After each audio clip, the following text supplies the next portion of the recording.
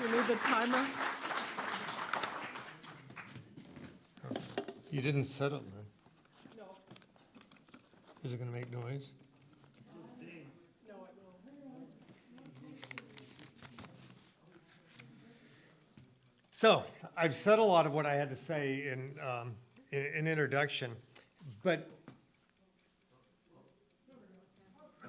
where'd the... Lights down there, it's in your pocket. Did I put it in my pocket?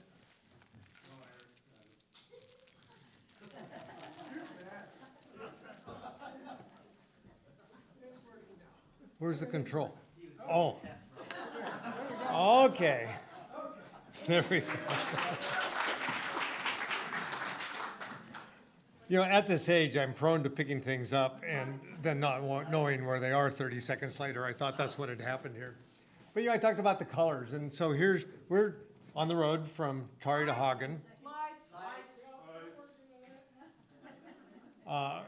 We're on the road from Tari to Hagen, which is, Tari is in the western highlands, Hagen is in the central highlands, and Goroka is in the eastern highlands. So we drove all this way, and we stopped for a break, and these kids came along with their school teacher, and they were just, I think, excited to see white people, mostly, and they're very friendly, very fun to interact with.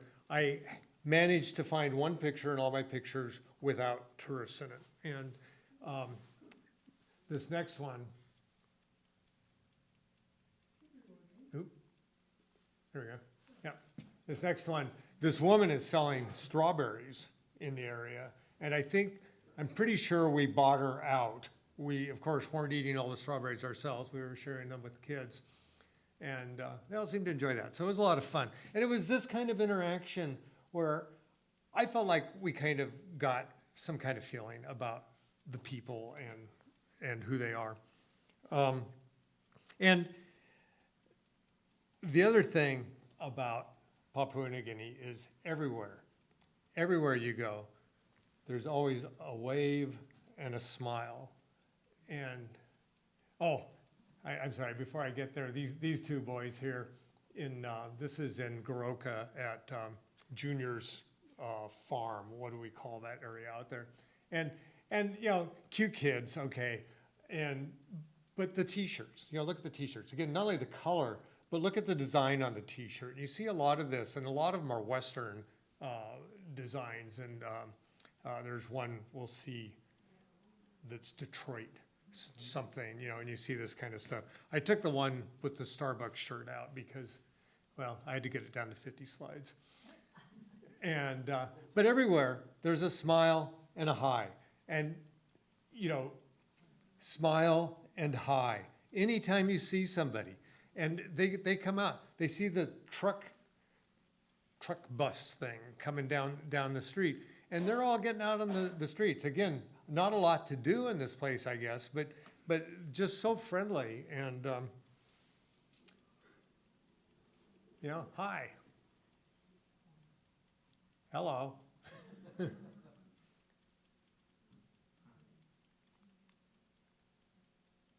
And vendors, you know, this is a lot of, I mean, yes, there's the big market, and I don't have any pictures of the big market, but this is everywhere. Selling things along the side of the road. And the colors are just so bright, the people are so lively and stuff like that. That's why I called my presentation tonight Alive.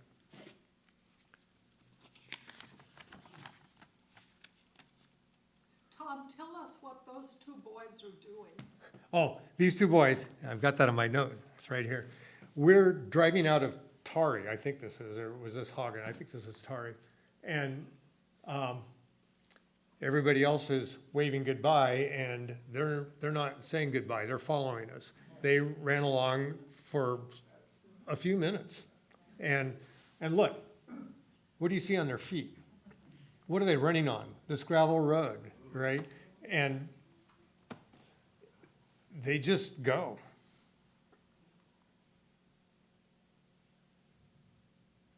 And I don't remember where this one was, but I like the, the one older woman. Again, you'll see this pretty common too. The colored shirts seem to be an indication of what school they're going to. So it's some identity there. We've got the roadside vendors again. Lots of yams, sweet potatoes. Here's our guide right in the middle there, Daniel. And we're in Tari. He knows this man, and they're talking. Look at the smiles. And again, look at the colors in the shirts. So even, take it off the body and put it on the shirt, right?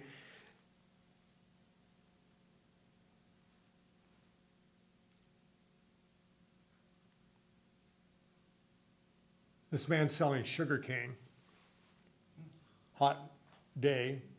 Although hot, that's something I'll say too. In the highlands, it never really got really uncomfortably hot. And in fact, the nights, particularly the lodge we stayed in out of Hagen, got uncomfortably cold at night. Heating and hot water are kind of not guaranteed. We'll just say that. This man walking along the road. He looks like he's frowning, but I think he's just in the sun and looking and watching us go by. So these two boys, the one in the yellow shirt had the slingshot when I approached him. And this, to me, is just so classic 1950s America. A couple of boys out doing a slingshot. And I asked the boy in the yellow shirt, I said, show me how you do that. But he got shy and gave it to his brother. His brother had no problems performing. And then a third brother came out, and we all posed together for a picture here. And I want to point out, you see it in this picture, and then on the other side of the gate, in this picture also, the flowers. This is real common. It's spelled welcome.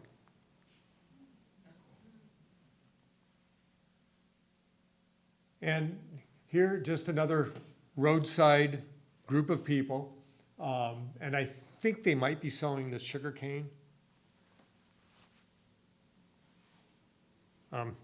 This hand off in the corner here. It's amazing. Everybody is just, hello. And this, I kind of like the picture just of the mother and child together, but also you'll see a lot of these bright colors in the buildings. And bright colored umbrellas.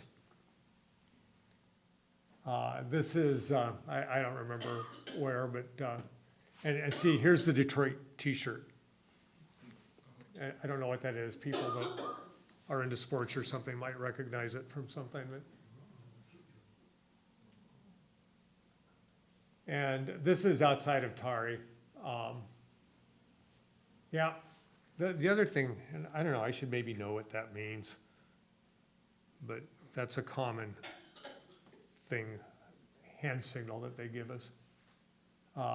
These women with the kids, this is back, I think that this was on the way to the widow's village outside of Tari.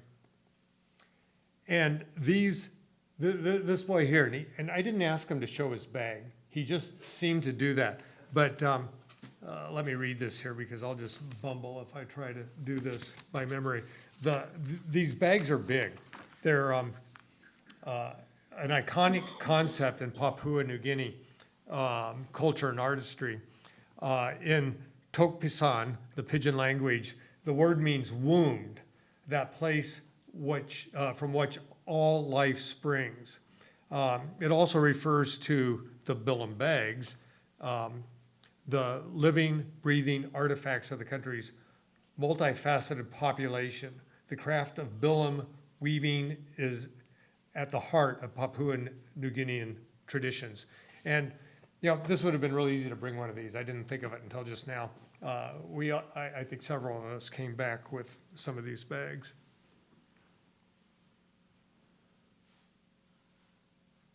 I don't know what this white stuff is on their noses if it's dried salt. Tried to research that. It's possible that it's some kind of a, what do you call it, that gets in under their skin anyway. And here's this kid's carrying one of these sticks to the construction site. I don't know why the ones working and the other two aren't, but I wasn't foreman that day. Were people dirty? Did they seem very dirty? There's a lot of dirt there. You know, I would say no. I don't think so. I mean, you know, their feet, sure, walking on the ground, but not in general. They seem to have good hygiene. Their clothes were well worn, though. You know, they probably had one shirt that they wore every day, Yeah. but they were clean. And I think they did bring us potable water to wash our hands before we had our meals, Oh, from the moo. oh, okay, I missed that. I like this picture. It's just, you see a lot of hand holding, a lot of arms around each other and stuff, and then plus the fly on this kid's face. And that's, you know, you see them buzzing around and they don't think anything of them, right? We'd be doing this, you know, and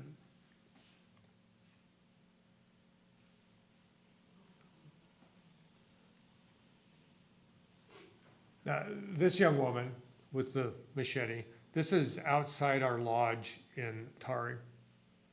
And I say in Tari, we weren't actually in Tari, we were downstream from there a little bit.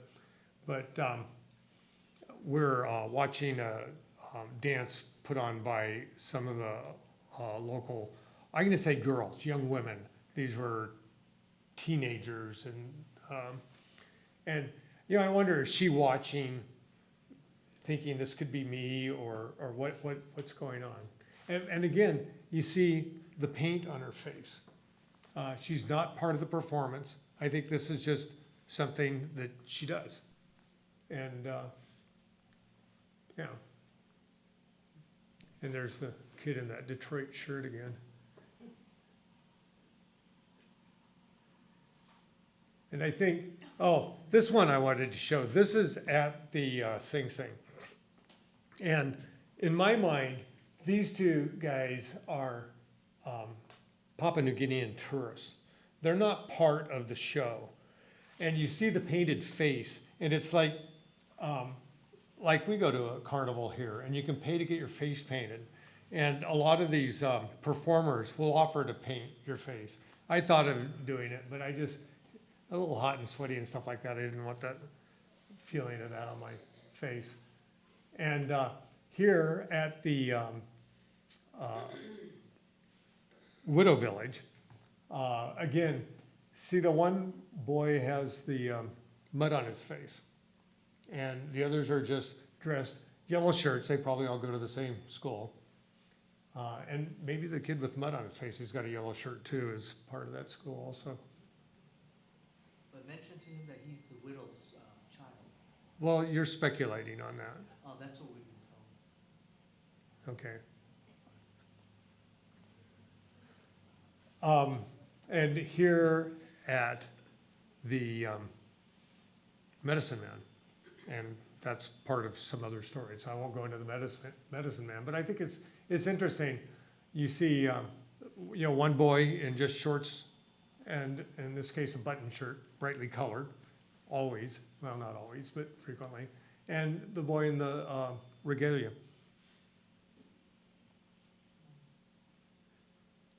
And here is at the Sing Sing, and you see, again, a couple of kids involved. I think, were they, when they did this, is this like soot that they use to, yeah. Here's another one, a couple of moms with kids. And then just kids.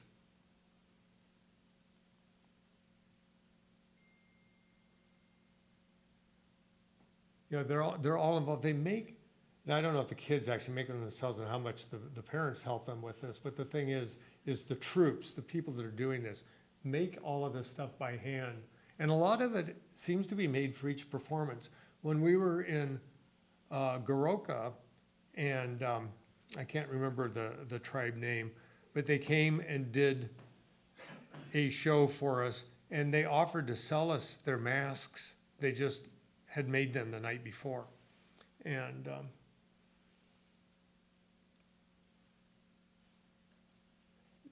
now this group here, there's another one here, I'll show it a little bit. These kids are just part of the show, and at this early age.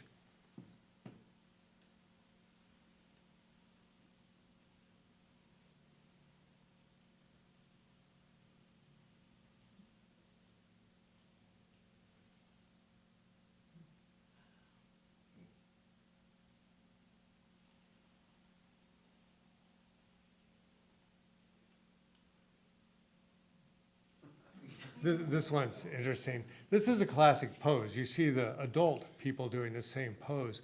What a little bit interesting about this is you see the hair around his chin and the side of his face. They do this, it's real hair, and they mat it somehow, and then they glue it to their face for the boys and young men that can't yet grow their own.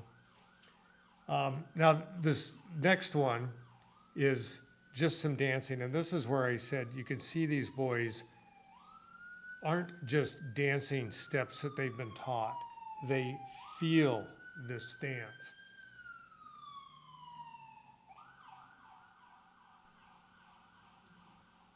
And this one's interesting. See this? What did I do here?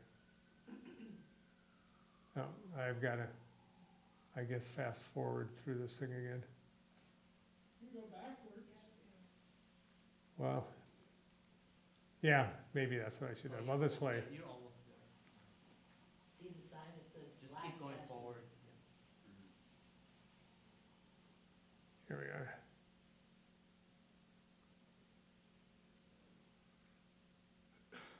are.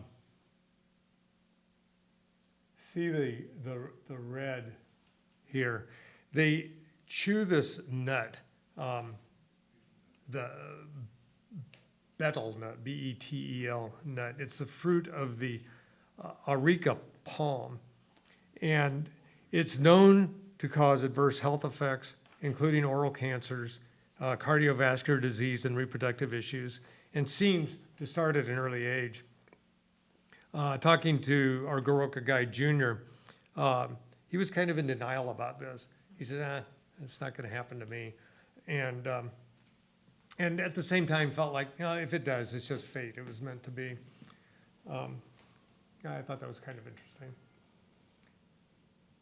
And this, I think, really shows the young man feeling the dance. And the trip was great.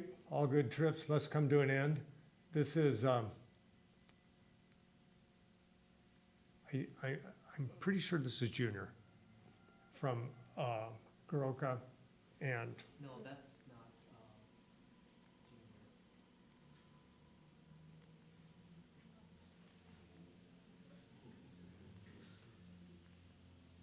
Junior. Junior has a long braided hair.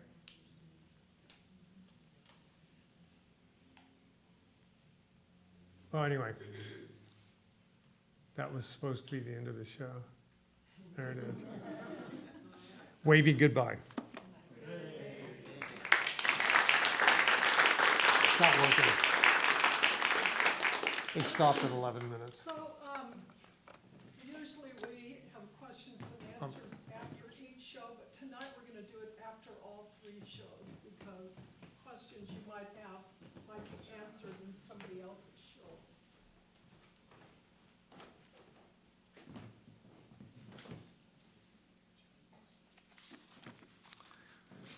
So Ron Pascho is next, and he's a Seattle native who worked almost 3 decades as research microbiologist. In 2005, he retired from a career in fish health research and completed a rewarding term as president of the Seattle Metals Guild, then considered the largest art jewelry guild in the United States. Having more time to spend in his studio energized his interest in metalsmithing that began over 15 years prior. In 2007, Ron was juried into Northwest Designer Craftsman, a 5-state nonprofit organization whose mission is to promote the understanding and appreciation of fine craft. This began a series of significant accomplishments for Ron, including chair of the NWDC Exhibition Committee, and he was the project manager for the last 3 videos our group did. And the first one was on Ron Ho, a very famous jewelry maker. And then Tip Toland, who's a pretty famous clay artist. And then Lloyd Herman, who was mostly a curator of art, who, did he start the art program at the Renwick? So that was the most recent one, Lloyd Herman, the accidental curator.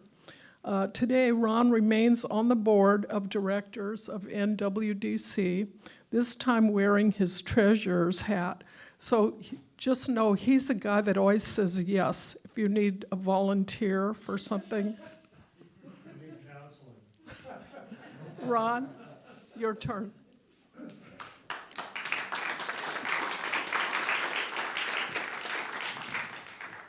Excellent. So do I need some adult supervision on this pointer?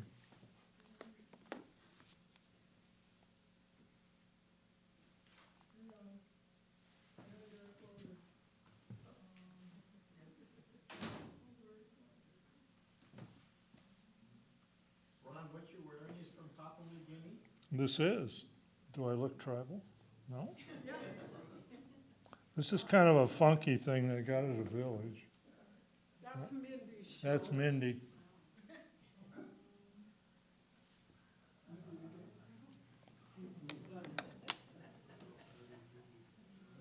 Well, shortly, I'm going to talk about regalia, and Lynn asked me to do that. And what is regalia?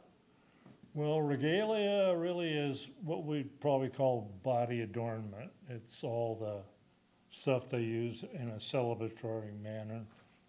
So, and I found out that it's much more than that. It's really more about tribal identity, because there are 850 tribes, and many of them kind of have this kumbaya thing about wearing this unique regalia. And they also use it as a sign of wealth and status, and they use it in some sacred and kind of mystical ceremonies, which I'll talk about. So that's not me.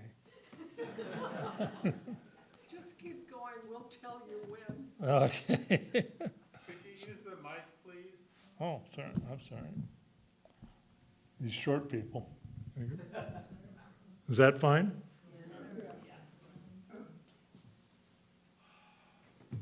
Ron, what are the regalia made of? I'm going to go into that, but it's much of the many of the headdresses are based on feathers. And I have a visual aid. This is a bird of paradise, which I did not buy in Papua New Guinea and illegally bring in my luggage. I found this. And I'll talk about how it's used. Erik?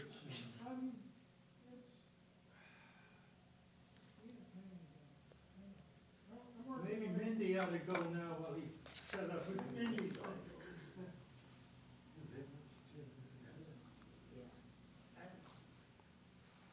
Erik, is Mindy's show ready to go? Yes, it is. Okay, let's do Mindy, and then then we'll do Ron. Oh. Disregard everything I said. Sorry. It's okay. Mindi. Okay. So let me introduce Mindi. She's a Seattle-based artist who has lived in the Pacific Northwest since 1988, where she has been pursuing her painting practice. Mindi has presented at least 2 other times, one time as a cartoonist, which is something she also does, and then her trip to the Antarctic, and maybe even another thing. She is pleased to be joining both Ron and Thom in talking about our recent adventures in Papua New Guinea. Mindi's work has often been based on travel, using a sketchbook and camera as a sketchbook to record her trips, often following up with further, more detailed work in the studio. However, in tonight's presentation, she will be focusing not on her work based on the trip, but on the birds of Papua New Guinea and some of the other animals seen in passing during our 2-week trip. Mindi?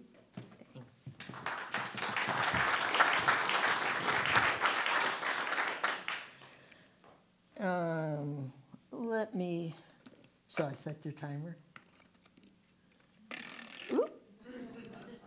That was fast. No sooner said than done. Okay, really, is that, oh, I didn't know. Talk into the microphone. Okay. Is that better? Yes. Okay. I'm going to do a little bit of reading because I just want to fit into this 15 minutes, so I'll go back and forth. It's nice to be here for Tripod with my fellow travelers and have the opportunity to share with you some of the images from our most unusual journey. Thank you, Lynn, for thinking I might enjoy it. I did. Papua New Guinea, from here out referred to as PNG, was interesting, unusual, eye-opening, and occasionally challenging. What you will get from me tonight is a tasting menu of my experiences, but no full meal deals. Though mostly focused on birds, I will touch on other animals and some post-mortem customs. As I said, a tasting menu. And as to the birds, I was trying to figure out how I wanted to do this. I am not as a birdologist. I'm just going to tell you what I saw and what little I know about those. I love birds. I see, I'm a birder wannabe. But in Papua New Guinea, there are so many species, between 700 and 800, of which 108 are endemic, and we just had a taste of all that. The birds of paradise are the most well-known, and I will talk more about them. The Reggiana bird of paradise is the national bird, and you see its image everywhere.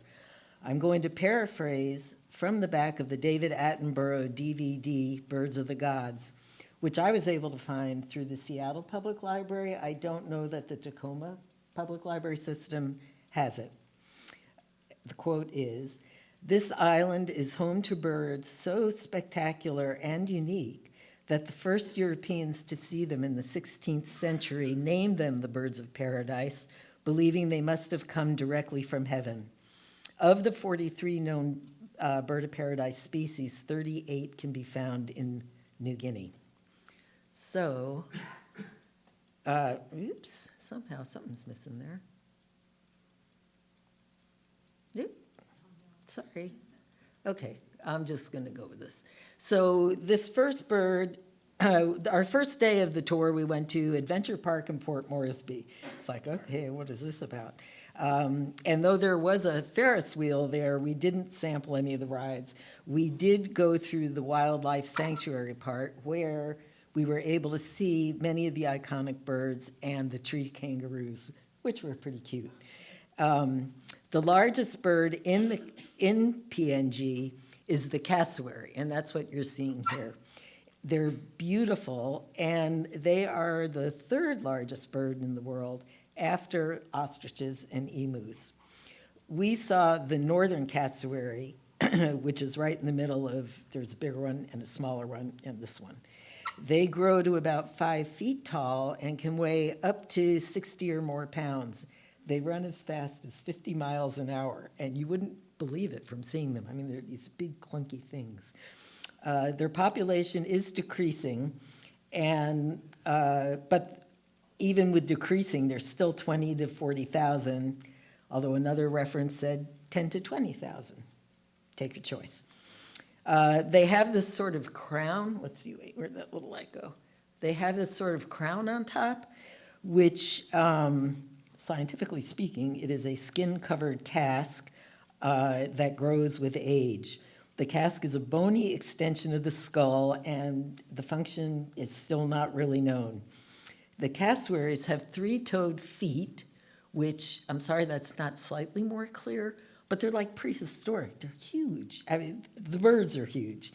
And they're a little snarky, so you don't want to stick your hand in the cage or try and pet them. Their inner first toe is dagger-like and maybe as long as 5 inches. As for eating the cassowary, this is not common. And hold your breath. I can turn the page, I think. Or not. Anyway, the meat is supposed to be quite tough. So the cassowaries, someone was describing them as they should be cooked with a stone in the pot. And when the stone is ready to eat, so is the cassowary. So, and here's one. So one of the you were so good, Stuart, Thom, with putting the locations. I can't tell you exactly where this was, but it was at one of our guides' places and where we had a moo-moo. But he had a cage. Daniel's home. That's his. Oh, okay. Okay, thanks. And so this cassowary is in the cage, and that's just the way he's going to live the rest of his life. And I can't remember, he had gotten hold of him somehow, and he was going to save it and use it as part of a bride price for his niece or something like that. So anyway, that's our cassowary. And I think I have, this one I didn't take. I took this out of a book or off the internet. That's a baby cassowary, and we did not see those, but they're pretty cute. So the next thing we saw at this wildlife sanctuary were the Victoria crown pigeons. Their head plumage, as you can see, is just fluffy. Oops, go back. Nope. Sorry. Now I see what happened to Thom. Are you sure you're pushing right? This thing is just going on its own. I'm not doing anything. You overshot, right? So Okay, wait. This. Talk faster. Yeah, really. Okay, well, we've just jumped way ahead. God. I'm sorry. We will get somewhere sometime. Eric. Help. Uh-oh. Okay. Let's see if we get anywhere. So here it is. Okay, talk fast. The Victoria crown pigeon. That's a close-up that Ron took. Next, this is called a Nicobar pigeon. And I only have this one photo, and his claim to fame is he's 12 inches high and the closest living relative to the now extinct dodo bird. Oops. Then we were treated to a very unusual pair of stealth pigeons. Has anyone heard of them? They were trained as spies during World War II, and that is for real. A pair of these unusual birds found their way to PNG at that time, having been flown off course during a spy mission. Haha, just kidding. Though the stealth pigeons trained as spies, and that was a real thing, these two were made by Lynn as part of a series she created on those birds. No, there are none in PNG. Then we got to see the tree kangaroos. The tree kangaroos are one of, I'll use the word few mammals. Papua New Guinea is not known for their wild and varied wildlife, although I think and we didn't see much of their wildlife. But these tree kangaroos were really cute, and we were fortunate to see them at the sanctuary because they're not anything we would have seen on any of our outings. And just for your FYI info, the Woodland Park Zoo is building a new exhibit called the Forest Trailhead, and that's scheduled to open in 2026. And they will have tree kangaroos as part of it, but you can't see them right now. This bird is called a Papua eagle. They can get as large as 30 to 35 feet in height with a wingspan of up to 4 to 5 feet. They're known to be elusive and powerful. They are endemic to New Guinea and can occasionally be found throughout the island. Their feathers were historically known to be highly prized, and because of that and the killing of these birds, they have a decreasing population size, which seems to be true of all the birds. And I think Ron will touch on, but because people kill a lot of the birds for their feathers, that's it. So onward and forward. While we were still, before we got up to the highlands, we went to another park called the Variata Park. And we were told and hoped that we would see these males and they would be waiting and waiting for the females to come so they could do their displays. Sadly, after about 45 minutes of watching, the chicks never showed up. So we moved to another part of the park, and we got some great views, which I did not include here because just trying to keep the pace going.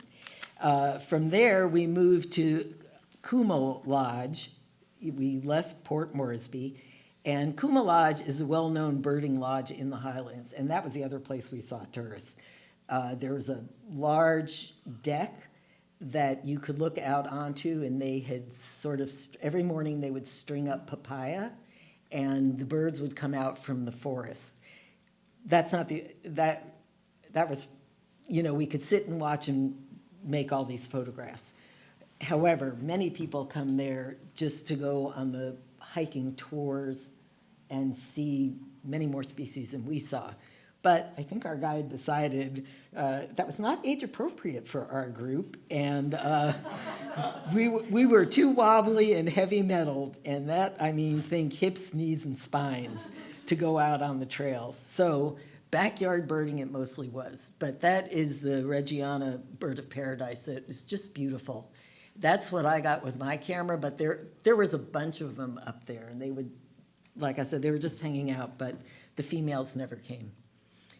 These are called Belford's melodectus, also known as Belford's honey eaters. They are named after a Samoan chief and are about 11 inches tall, and you can see the blue eyes give them a distinct identification. Then this was a great one. This is what we did get to see quite a lot of in our little backyard birding. These are called ribbon-tailed astrapia, and they are a bird of paradise. And they're the most recently discovered bird of paradise, but think recent as 1884. You'll see the male is distinguished by his 2 long white tail feathers, and that distinguishes him as an adult male. This one is an adult female, and what I know, ooh, no, not again. Go back. So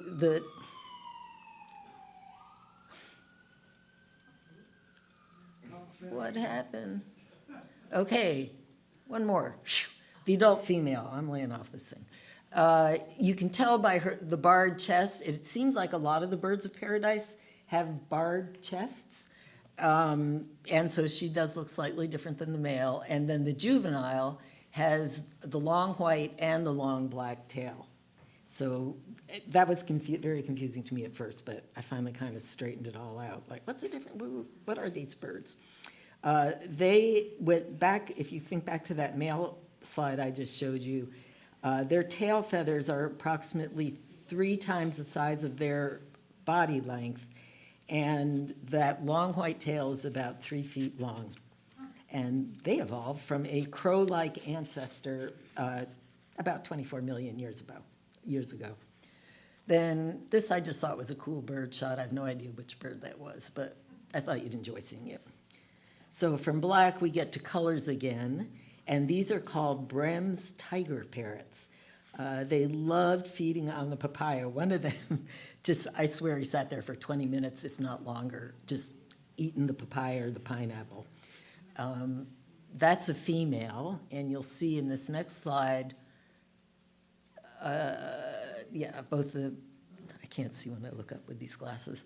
The top one is a male, which you can see by that little yellow thing at his neck. The female doesn't have that. So anyway, they were pretty cool. The colors of the bright birds were amazing. Now we're on to brown sicklebills, and they also are one of the birds of paradise. They're approximately 38 inches long.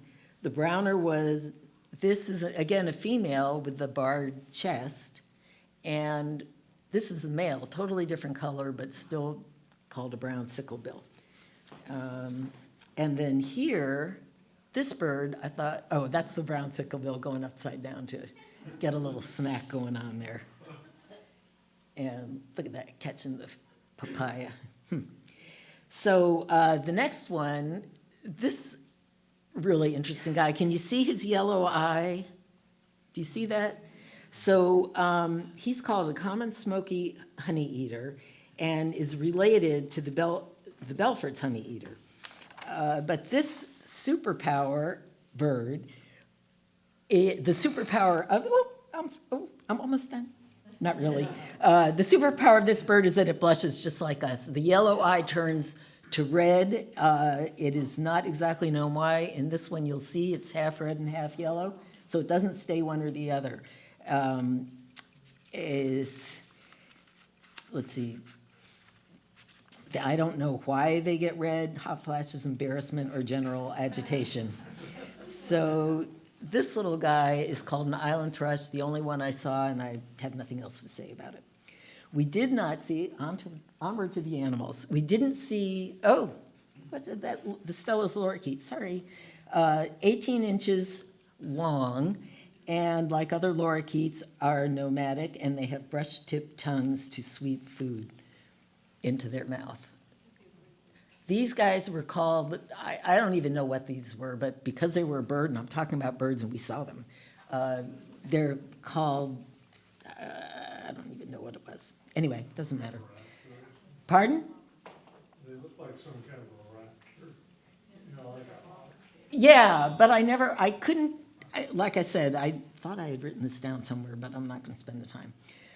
So, end of birds, on to a very short number of animals that we saw.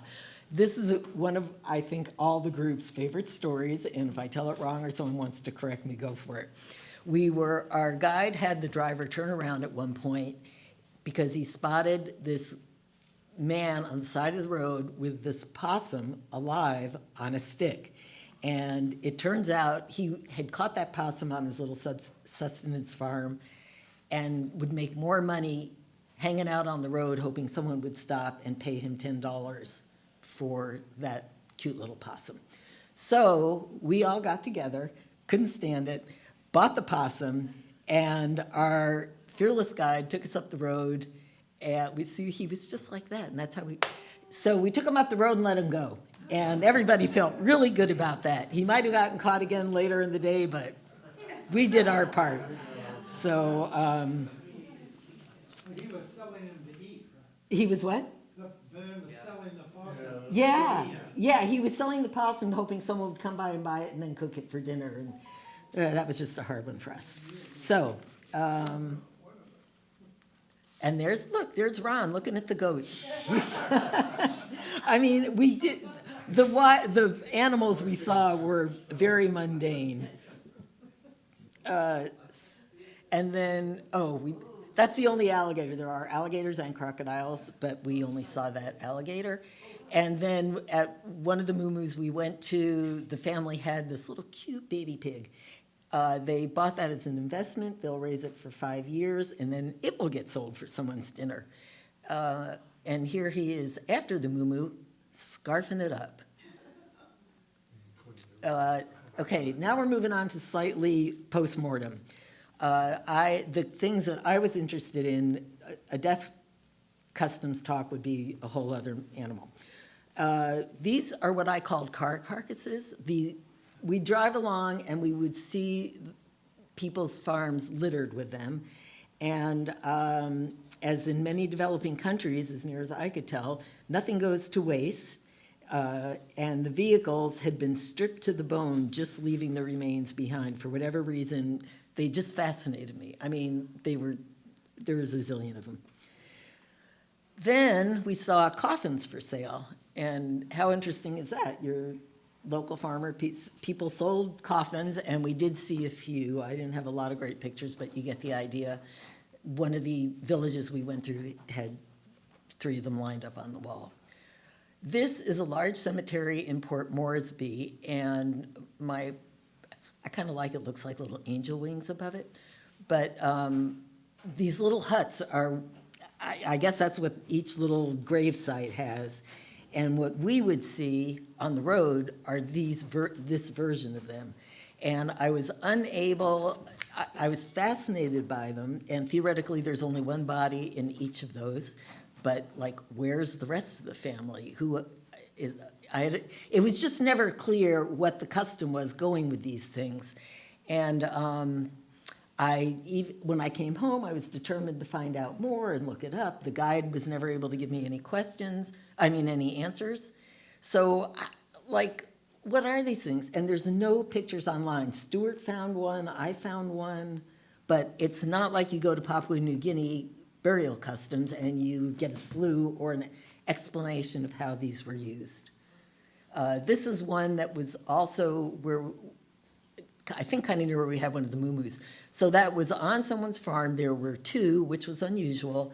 And there was little shriny stuff inside, not like you'd see a skeleton, but like I keep saying, it was just not clear to me what those are, but I thought I would share them with you anyway because I thought they were cool.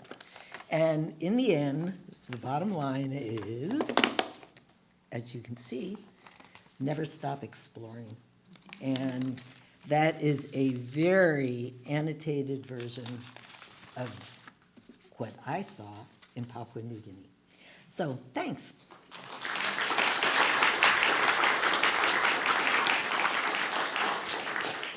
Let's see, that's yours. Okay. Someone besides me left a phone.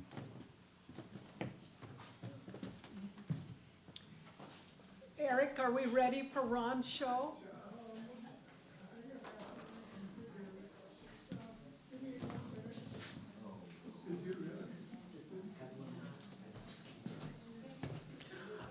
Lars, would you mind standing up and facing the audience? I just want them to meet you.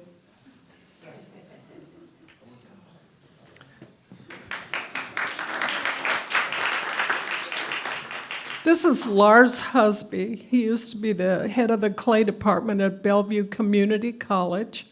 And for all the years I've known him, about once a year he organizes a group of usually artists on these low-income, low-budget tours. So some of us have been with him to 5 or 6 countries, Morocco, Burkina Faso, Madagascar, Sri Lanka, Brazil. So I always thought that he was organizing the trips, and if he got about 10 people, that would end up making his trip free.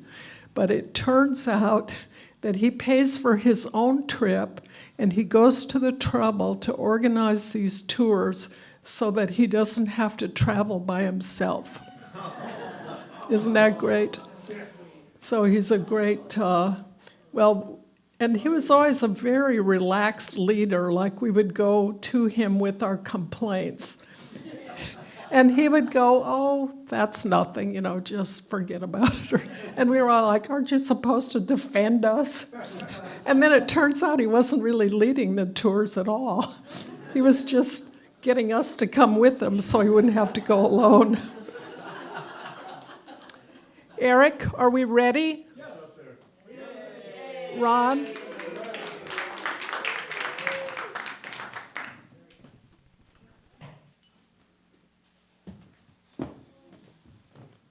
I have to tell one little Lars story. On this trip, I actually had what was supposed to be an itinerary, and I kept asking him, why aren't we doing this?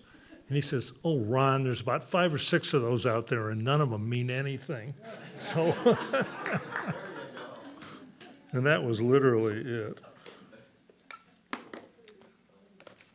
So Lynn asked me to talk about regalia, which I translated to body adornment, and I think that fits pretty well. It's a pretty important thing, as Thom alluded to, I think, because for tribal identity, and which I talked about a little bit earlier, and several other things. I'm going to touch on a little bit of it and how they do it and where they use it, basically.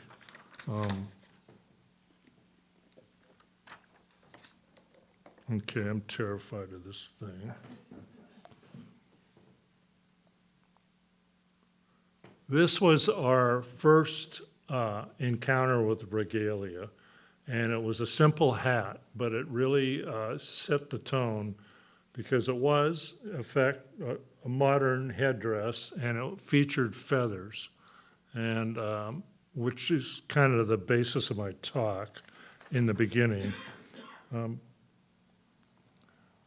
use of feathers is pretty important because it offers the person making the headdresses an immense palette of color, texture, size, shape, and everything. And I'm a really abysmal bird photographer, so I use cell phone shots to demonstrate the bird of paradise. So you have the birds of paradise, and Mindi talked about some of the others. And together, these people have a really, really big palette. The poster in the middle is an old poster of ornamental bird feathers, and what it's relating to is what's called, it was called the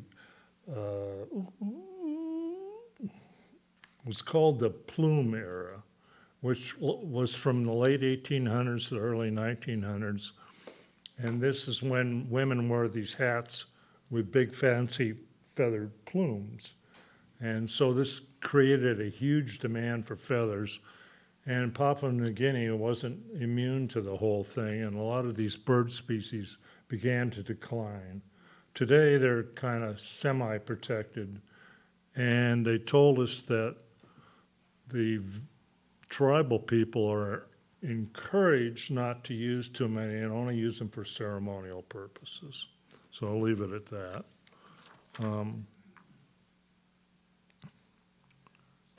Headdresses begin with these kind of assemblages of feathers. This is one of the birds of paradise. And if you want to look at this afterwards, it's kind of interesting.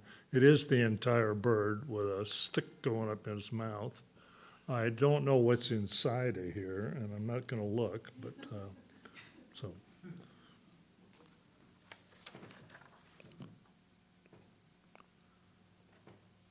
And here is a person, I don't know if he's making assemblages or actual headdresses, but you can see all his collection of bird feathers from various species. I don't think you could get away with this in the United States, but they do it there. And here are some examples of headdresses with feathers. And as I say, the variation's immense, but it seems to be that some of the shapes and compositions are really tribe-related. Again, another taller one. And this one, the woman's putting in parrot feathers. And I wanted to mention that fur around there. Every time we asked, of course, they told it was possum fur. And Mindy just told you about this little guy that we rescued. So that's another use for their fur. And the shells are called tambu, and they are actually money shells. So in some areas, the number of shells they have is really an indicator of wealth and status. And this is, I wanted to show you this. This is another variation of a headdress. And you can see a little bit more below on the rest of the body. But the below the feathers is what they call a wig. And it actually is human hair. And in some villages, the young, unmarried males are encouraged to grow their hair for 18 months, after which they shave it off and it goes to what they call wig masters. And if a young man does not get married, he's got to do the whole process again, and it can go up to 5 or 6 cycles, which I guess is a stimulus to go out and get married. But anyway, they are actually wigs. So how do they get all these feathers? They get them with bow and arrows. And the children you saw, they try and do it with slingshots. I don't know how effective they are, but we had the opportunity to try and use one of these bows, and they're really strong, and these people are very accurate with these arrows. So that's kind of what happens. So I mentioned that these headdresses are really just part of it, and it's a whole body affair. So if we look below the headdresses, we can see some coloring of the skin.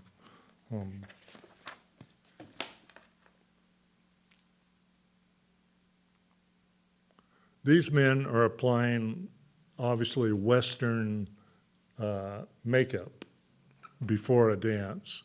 And they all have their mirrors, and they're really going at it. And they have a set kind of formula for what the design's going to look like.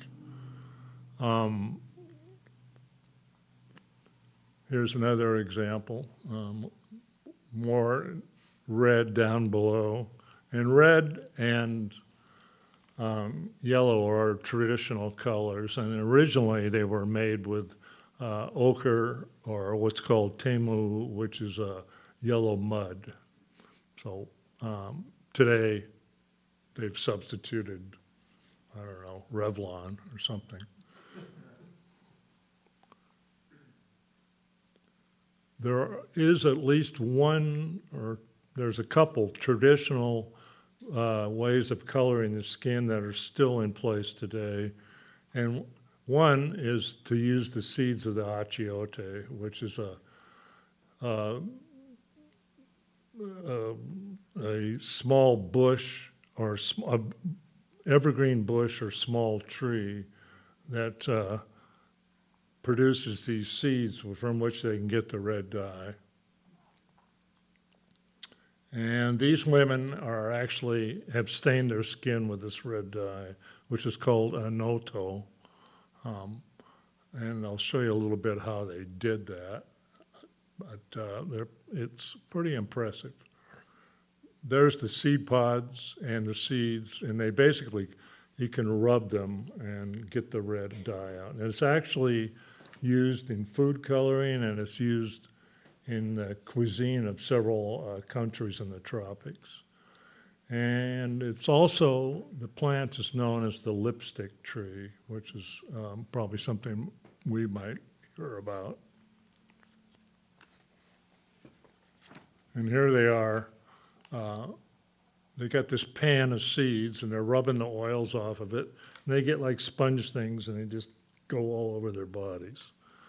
And I've included a little insert there showing the red arm against your average white guy's hands. And I believe that's Thom Harrington's hand. And so you can see the contrast. It's pretty impressive. And I'll actually show these women dancing at the end. I've got a little short video So there's a teaser for you.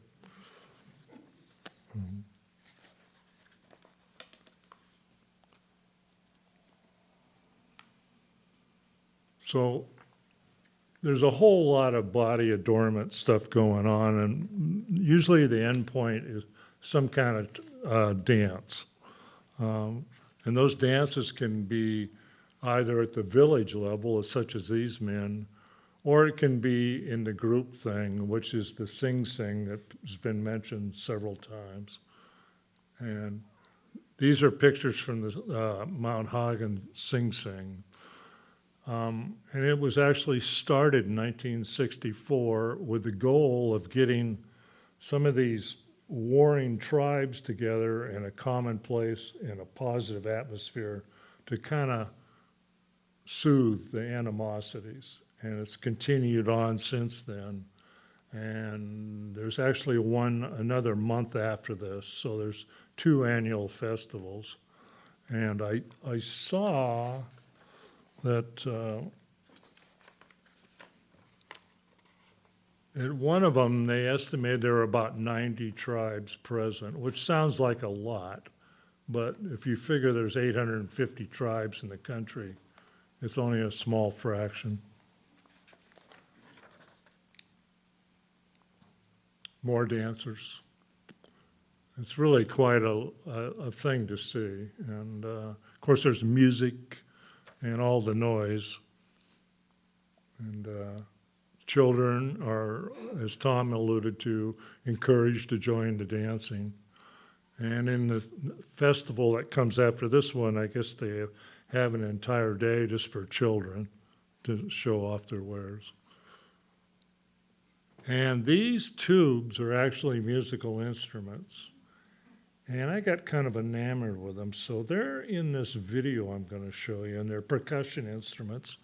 And they come as bamboo like these, or the more modern ones use PVC pipe. So your basic plumbing pipe. So that music is a big part of the regalia exhibition type stuff. There are some other non-celebratory ways of using regalia, and I'm going to touch upon a couple of them. And one is this whole idea of strength, or I don't know. I guess the best example I thought was the Mudmen. And these are the guys you see on PBS and in National Geographic magazine. And at this particular village, there was a man who said his grandfather started this whole Mudman thing. And his story was that their village was attacked by another tribe from up in the highlands, and they were driven out. And when they ran out, they ran through the mud. And I kind of paraphrase him, but he said, my grandfather thought, what are we going to do with all this mud? And so they coated themselves with it, and they went back to the village where the occupiers were early in the morning. And when they got up, they saw these guys coming out of the woods, and they thought they were ghosts. And they just took off, and they got their village back. So from there, it evolved into what you're seeing right here with these are like low-fired clay helmets. And I don't think they're out birding with those bows and arrows. So this is more of a strength warring thing. And any good mud man shakes the hands of the people watching them. So here they are shaking a few of our people's hands. It's kind of an unusual situation.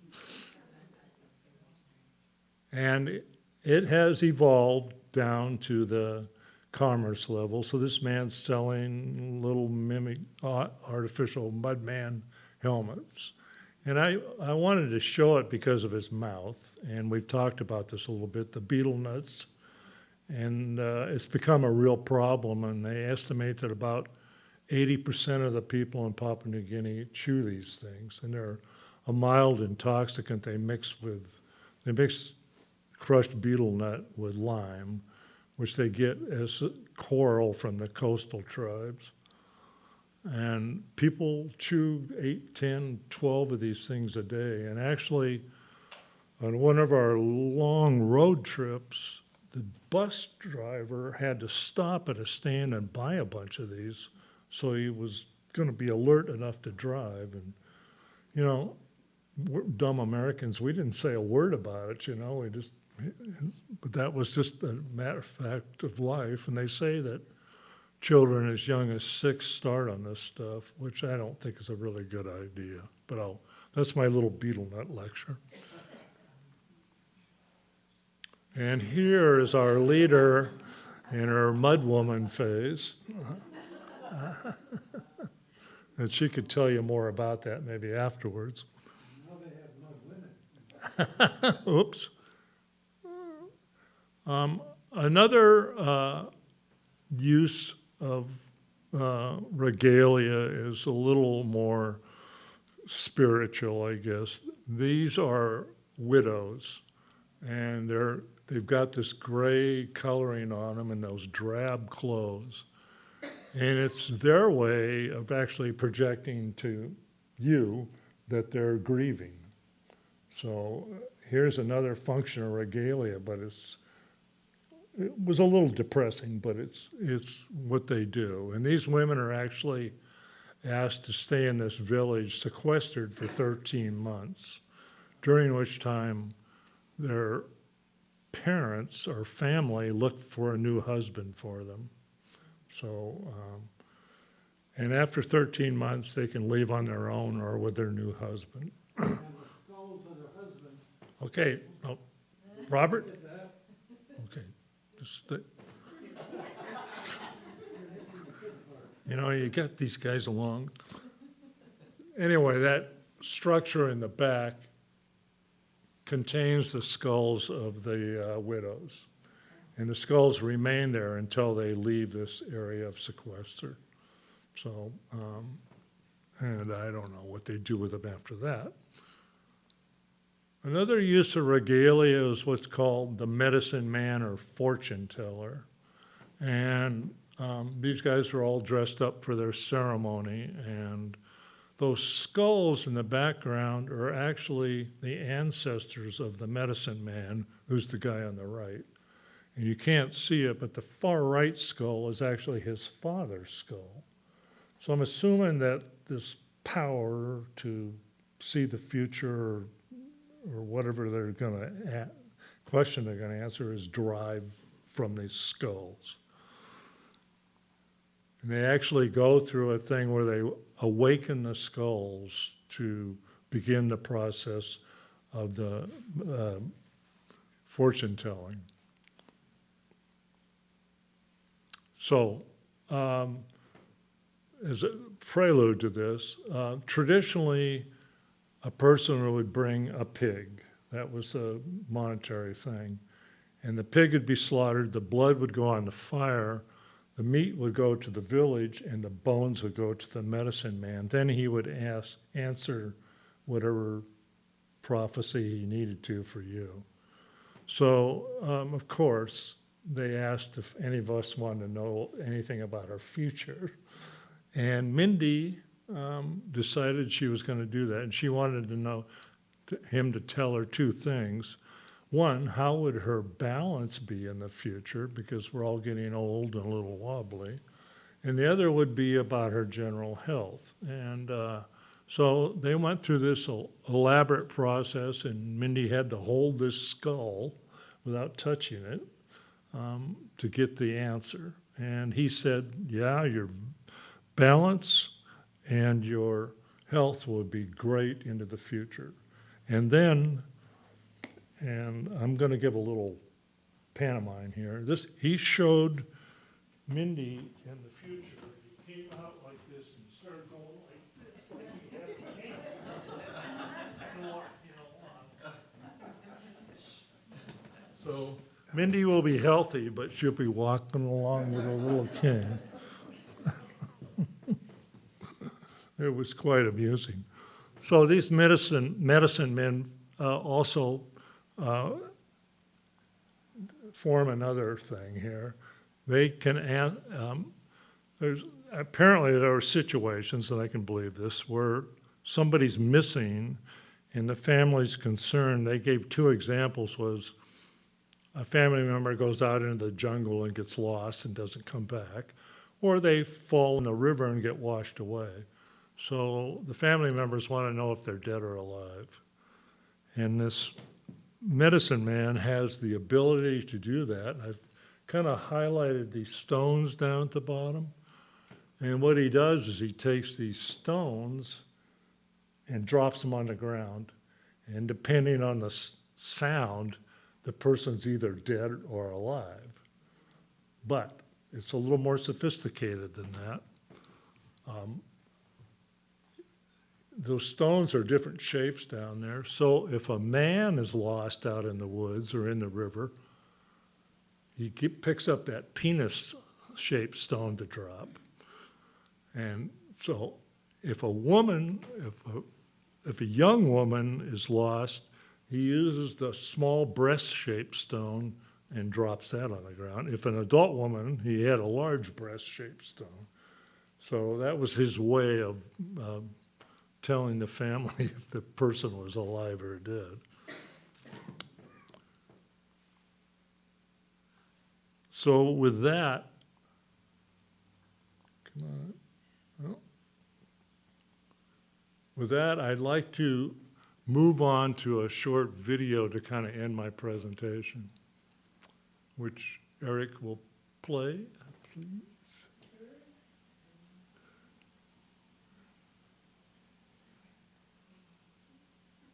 I promise.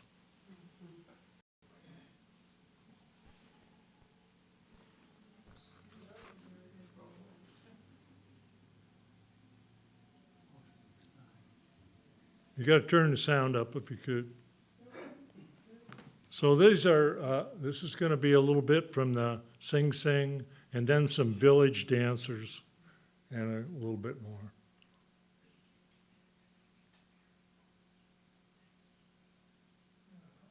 Far, no, am I controlling this or are you? No, I'm doing that, but I gotta get the sound. There's a play button on the far left. Yeah, but I gotta set up the sound.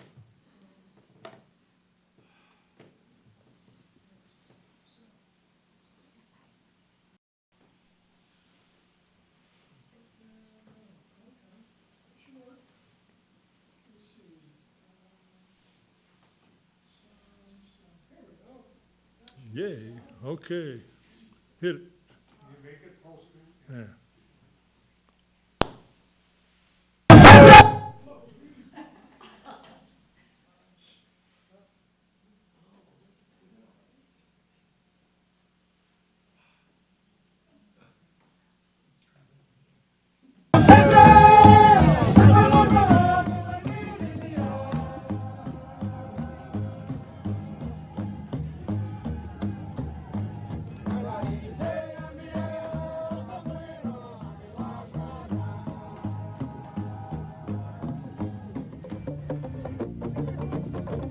Playing with flip-flops.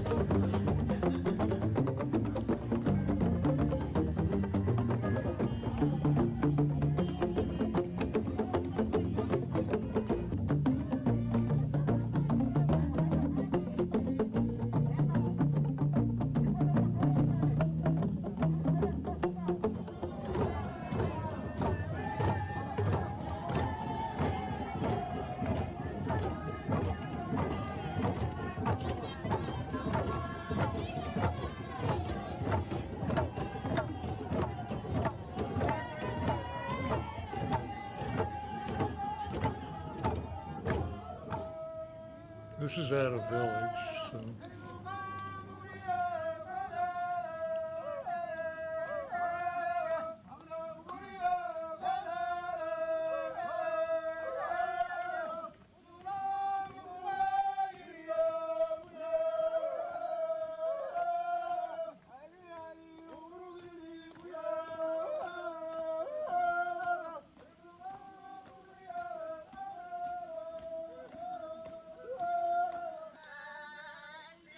There's our red-stained women.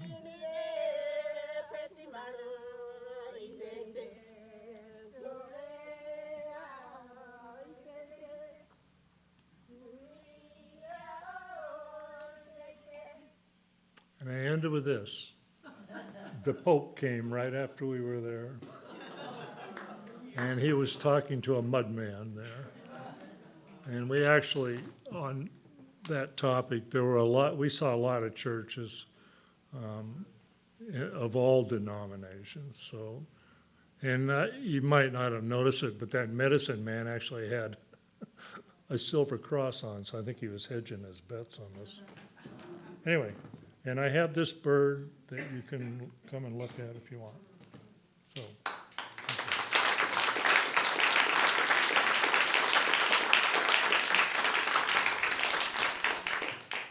So Mindi and Thom, would you mind coming up so people can ask the three of you questions? And if you raise your hand, I'll come over to you with the mic because these presentations are put on YouTube. And so we'd like to be able to hear the question and the answers. The bird is just so how's the dog? Any questions?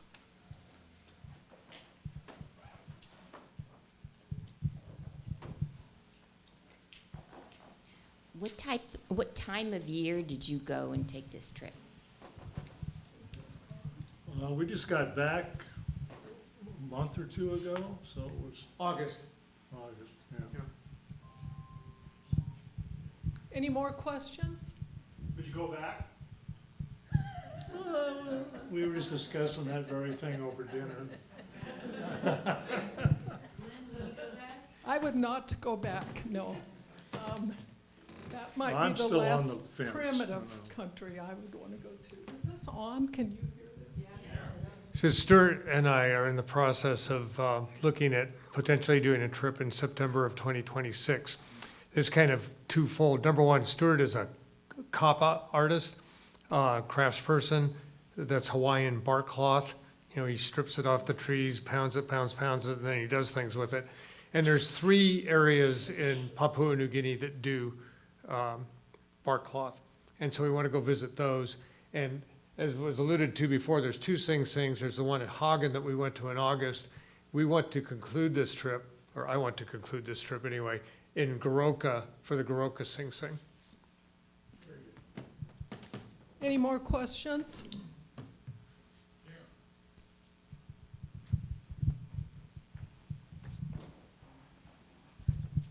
Okay, that thing, that medallion or whatever that is you have on your chest? Yeah, that's the one. Is that bone or what is that? Yeah, it's some kind of tusk, I think, and this is actually cement of some kind. The guy made it in a village, and it's just so funky and Papua New Guinean that I bought it. Oh, it's very nice. I Thank like you. it. I'd like to know where you got the bird and feathers. Off the record? No. Off the record. You're on YouTube. I could have got them in Papua New Guinea and brought them back, or I could have went to Leavenworth and found them on a hike. I don't know what the customs people say, but I bought them at the Sing Sing. There was somebody selling these. So I don't know if it's the best one or not, but it was so impressive to me, I wanted to have it. And if you come up and look at it, you can get more of an idea of what they're using to make these headdresses. It's the whole bird? It's the entire bird, and this stick I'm holding on to is coming out of its mouth. Well, is that one part of it looks like a peacock feather. Yeah, I don't know if they added these or Oh. not. Bird lady, do you know? I do not. Laura? The mudmen masks, are they fired in a pit? Like what do they, how do they fire We them? didn't see how they were. Lars, could you comment on that? Sun-dried. This sun-dried? No fire. So they glue that. And they were extremely heavy. Lynn can talk about the weight of those things. Talk about what? The mudman hat, the helmets, Oh, how, I'd say it weighs about 30 pounds, which is pretty heavy to rest on your shoulders.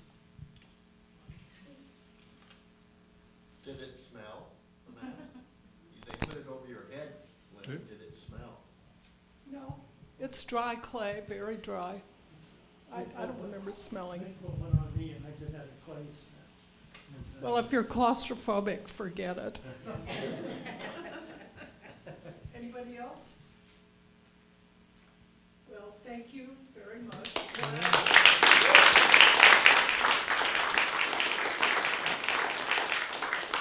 Thank you also to Erik.